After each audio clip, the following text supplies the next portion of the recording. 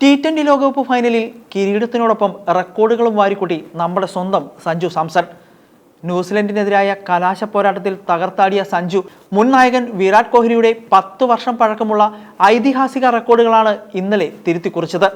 ഫൈനലിലെ സമ്മർദ്ദഘട്ടത്തിൽ New Zealand ബൗളർമാരെ നിലംപരിശാക്കിയ Sanju 46 പന്തിൽ 89 റൺസാണ് അടിച്ചുകൂട്ടിയത്. 5 ഫോറുകളും 8 കൂറ്റൻ സിക്സറുകളുമാണ് സഞ്ജുവിന്റെ ബാറ്റിൽ നിന്നും പിറന്നത്. ഈ ഇന്നിംഗ്സോടെ ഒരു T20 ലോകകപ്പ് പതിപ്പിൽ ഇന്ത്യക്കായി ഏറ്റവും കൂടുതൽ റൺസ് നേടുന്ന താരമെന്ന വിരാട് കോഹ്ലിയുടെ റെക്കോർഡ് സഞ്ജു സ്വന്തമാക്കി. 2014 കോഹ്ലി നേടിയ 319 റൺസ് എന്ന റെക്കോർഡ് ഈ ടൂർണമെന്റിലുടനീളം മികച്ച ഫോം തുടരുന്ന സഞ്ജു 321 റൺസ് തികച്ചാണ് മറികടന്നത്. ഇഷാൻ കിഷനും ഈ പോരാട്ടത്തിൽ സഞ്ജുവിനൊപ്പം റെക്കോർഡ് വേട്ടയിലുണ്ടായിരുന്നു. എന്നാൽ 317 റൺസിൽ പുറത്തായ ഇഷാന് വെറും 5 റൺസ് അകലെ മാത്രമാണ് ഈ റെക്കോർഡ് നഷ്ടമായത്. റെക്കോർഡുകൾ അവിടെയും അവസാനിക്കുന്നില്ല. T20 ലോകകപ്പ് ഫൈനലിലെ ഏറ്റവും ഉയർന്ന വ്യക്തിഗത സ്കോർ എന്ന നേട്ടവും ഇനി സഞ്ജുവിന് സ്വന്തമാണ്.